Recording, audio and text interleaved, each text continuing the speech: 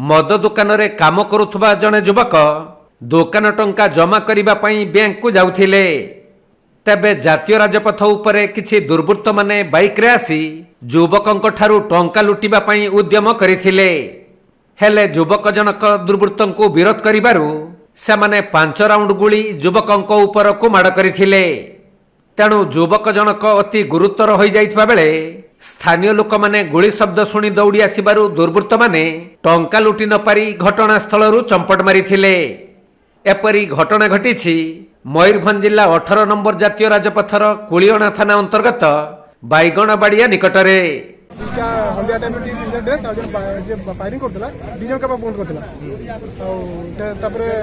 से जो पिंधि गोटे ब्लाक टी सर्ट पिंधे से मास्क पिंधे दुईटा पिला से मोटा होता जड़े से भी बंद करता से हल्दिया टाइप बेनियन पिंधे जो से गाँ लोक आते पथर पिठा फिंगा भी कले से पिला गोली बाजला से सड़क तौक पलैगला ब्रेन फिंगा से गाँ लोक आते फायरिंग कला जो बाड़ी फाड़ी पथर से पिला डरिकी पलैले।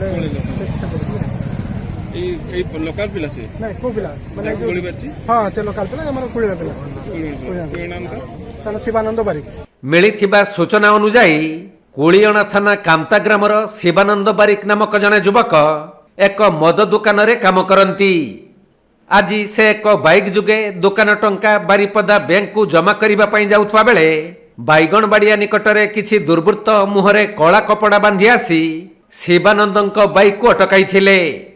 आउ तांको ठारे थिबा टंका लुटिबाकू चेष्टा करिथिले भी शिवानंद एहार विरोध करिबारु दुर्बृत्त माने 5 राउंड गुली तांको उपर को माड़ करिथिले। फलरे शिवानंद घटनास्थल रे अति गुरुतर होई पड़िथिबा बेले स्थानीय लोक माने गुली शब्द सुनी दौड़ी आसिथिले। एहा देखि दुर्बृत्त माने टंका लुटि न पारी घटनास्थल छाड़ी क्षिप्र गति रे फेरार होई जाइथिले। तेणु गुली माड़े गुरुतर होइथिबा शिवानंदंकु बारिपदा पीआरएम हॉस्पिटल को स्थानांतरित करा जाइछि। सेपटे खबर पाई घटनास्थल रे पुलिस पहुंची तदंत आरंभ करिछि।